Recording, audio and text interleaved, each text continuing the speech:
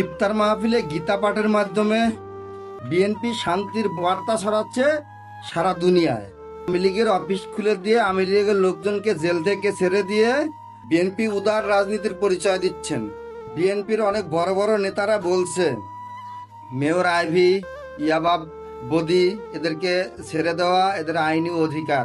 আমিও বলছি বিএনপির সকল একদম নিম্ন পর্যায়ের কর্মী থেকে শুরু করে চেয়ারম্যান এবং প্রধানমন্ত্রী জনাব তারেক রহমান, আপনাদের কাছে অনুরোধ করছি দয়া করে ঈদের আগে এদের সকলকে ছেড়ে দিন। আমি বলতে পারবেন কে এত তাড়াতাড়ি, কে তাড়াতাড়ি? কারণ আছে। যদি তাড়াতাড়ি না ছাড়েন তাহলে তো এই দুনিয়াবাসী একটা জিনিস দেখতে পারবে না। সেটা হলো শহীদ প্রেসিডেন্ট জিয়াউর রহমান ভুল করার ফলে মারা গেছিল, কিন্তু তার স্ত্রী সন্তানরা বেঁচে ছিল।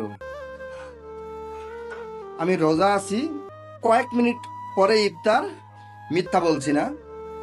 জনাব তারেক রহমানের পরিণতি হবে শহীদ প্রেসিডেন্ট জিয়াউর রহমানের চাইতে আরো অনেক অনেক বেশি ভয়াবহ। জিয়াউর রহমানের স্ত্রী সন্তান এই দুনিয়াতে ছিল।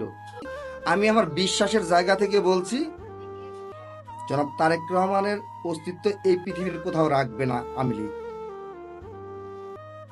যেহেতু তারা চাইছে এটা হোক, জানি না তারেক রহমান চাইছে কিনা, কিন্তু তারেক রহমানের ডানে বামে যারা আছে তারা চাইছে, এটা আমি শিওর। তারা যেহেতু চাইছে এবং এই রাস্তাটা চলমান হয়ে গেছে, সুতরাং একটা কথাই বলতে ইচ্ছে করছে, জয় তারেক রহমান।